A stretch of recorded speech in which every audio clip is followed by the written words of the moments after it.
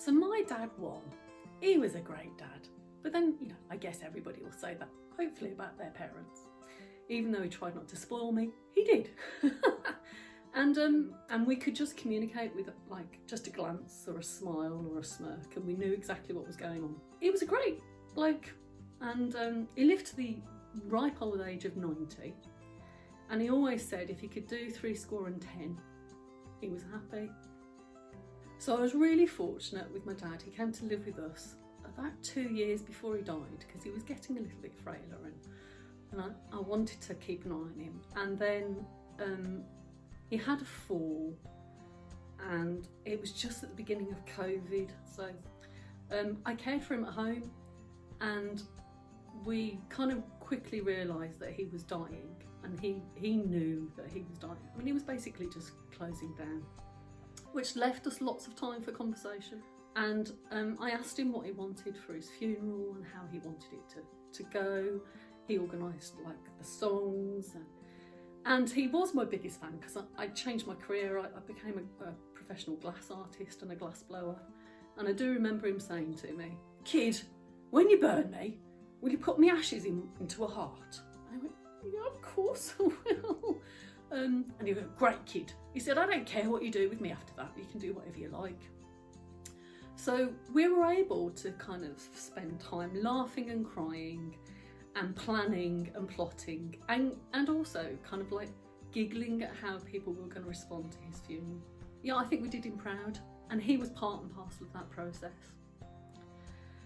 So as I've mentioned, it was during lockdown, the beginning of lockdown in COVID, when my dad died, and he died on a Sunday morning. It was 3 o'clock in the morning, and I remember having to call the kind of district nurse or GP out to confirm his death, and they said, "Oh well,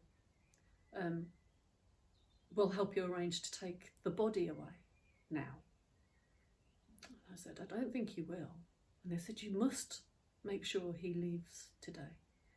And I said, "I don't think I do," because I'd already had a conversation with Carrie, and I'd done some research with Dad whilst he was still alive, and I kind of understood that as his next of kin, I had responsibility for his body, and that I didn't have to get rid of him.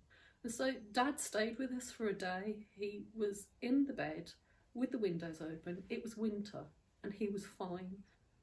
I feel really lucky and blessed that I was able to have Dad at home after he died, because at the moment of death, you see an instant change in somebody. The energy goes, and so you're left with your loved one, but it's not your loved one, it's them with something missing.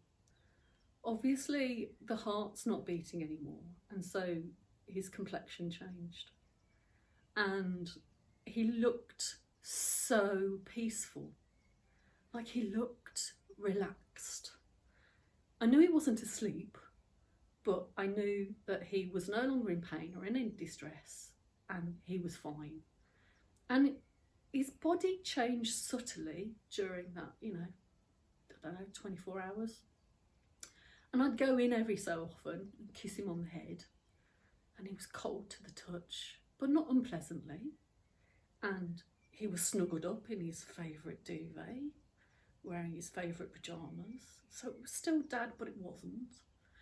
And then actually letting him go, and it felt like letting him go, in that state connected me with the fact that he was dead, which sounds bizarre, but I think we're so far removed from death and dying as a society that we're not actually used to having dead people around.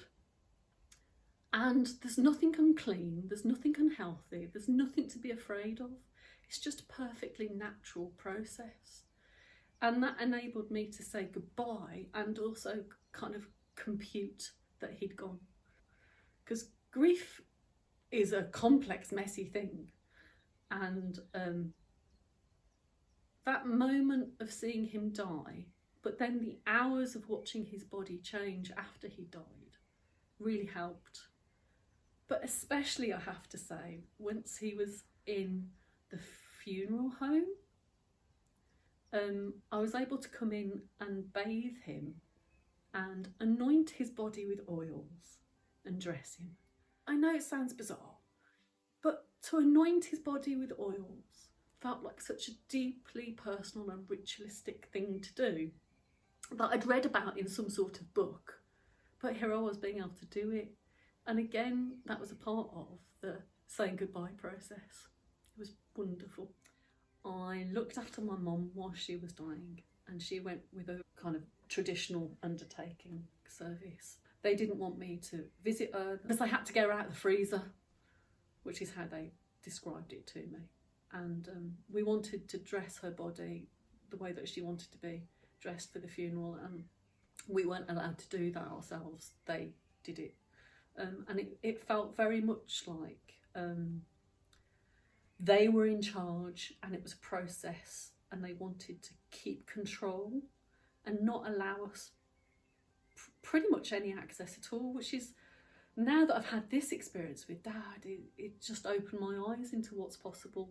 And also, like, they have such a monopoly, and it felt much less personal. I don't think all funeral directors are the same. In fact, I know they're not, because I've experienced two different contrasts. Lots of people are frightened about talking about death and dying, and especially with an elderly relative, they fear that they're going to offend them. But we were able to have some really quite candid conversations. And I remember Dad saying to me, "What happens when you die?" I said, "I don't know. I don't think anybody knows." I said, "But I think what happens is you go to sleep and you just don't wake up." And he was like, "Well, that will do, kid." And it pretty much went like that.